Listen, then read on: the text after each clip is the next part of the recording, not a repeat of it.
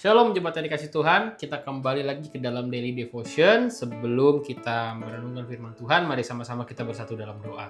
Tuhan, kami mengucap syukur atas pagi hari ini. Kami bisa merasakan satu hari lagi kasih karunia Tuhan bagi kami.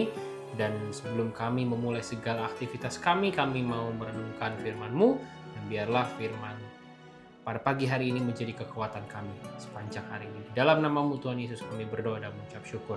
Amin. Bapak Saudara, kita akan melanjutkan di Yeskiel pasal 47 ayat ke-13 sampai ke-20.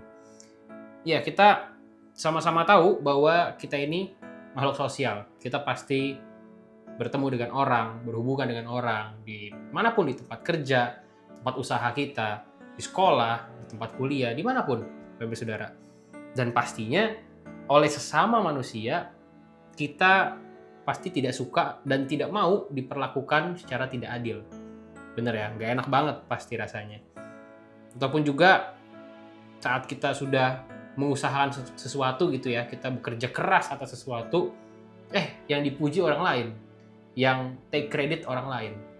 Atau mungkin kita pernah mengalami yang namanya pembagian warisan, Bapak Ibu Saudara, yang ya kita tahu tidak jarang diwarnai oleh keributan ataupun perselisihan karena ya saling iri hati dan takut gak kebagian gitu ya.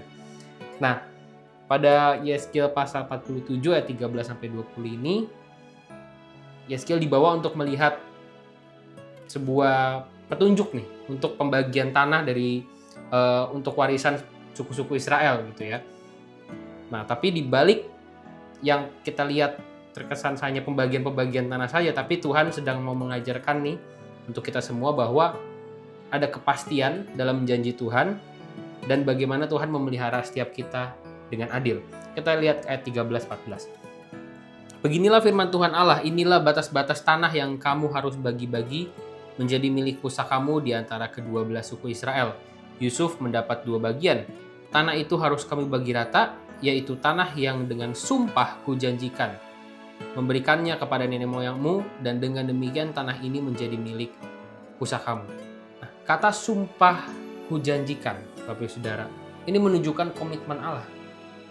Ya, meskipun Israel baru saja mengalami pembuangan di Babel dan kehilangan semuanya ya, tapi Allah tidak pernah lupa pada janjinya kepada Abraham, Ishak, dan Yakub. Nah, Tuhan juga memerintahkan agar tanah itu dibagi secara adil. Yusuf bahkan mendapatkan 2 bagian melalui Efraim dan Manasye untuk menggantikan suku Lewi yang melayani di bait Allah. Nah, tidak ada suku yang dilupakan Bapak Saudara. Semuanya dapat porsi warisan dari Tuhan secara adil. Ingat selalu bahwa Tuhan kita adalah Tuhan yang selalu berpegang pada janjinya. Apa sih yang Tuhan janjikan bagi kita? Pastinya pemeliharaan, kedamaian, keselamatan yang tidak akan pernah kadaluarsa, dan Tuhan tidak pernah ingkari janji. Tapi ingat, Tuhan nggak pernah berjanji kalau keadaan kita selalu baik-baik saja. Tapi Tuhan janji akan kasih karunia-Nya selalu cukup buat kita. Jadi kita nggak perlu iri dengan porsi berkatnya orang lain, karena Tuhan sudah menetapkan masing-masing bagian kita yang sesuai dengan kapasitas kita saat ini, yang cocok bagi kita, yang tepat bagi kita. Nah, kalau kita lanjut ke ayat 15-20, itu menjelaskan tentang batas-batas tertulis dari segala arah, dari utara, timur, selatan, barat laut, dan sebagainya. Nah, dalam tradisi Alkitab, Bapak Saudara, batas tanah yang ditetapkan Tuhan itu bukan untuk menjarakan ya, tapi untuk memberikan perlindungan dan sebuah identitas bahwa itulah umat Tuhan. Begitu. Jadi, garis batas itu menandakan wilayah ya di mana hukum dan perlindungan Allah itu ya berlaku atas umatnya, gitu ya. Nah, Tuhan seringkali menetapkan batas-batas dalam hidup kita. Mungkin tidak semua yang kita inginkan diizinkan oleh Tuhan, karena ya itulah bentuk batasan yang Tuhan terapkan bagi kita untuk melindungi kita demi kebaikan kita.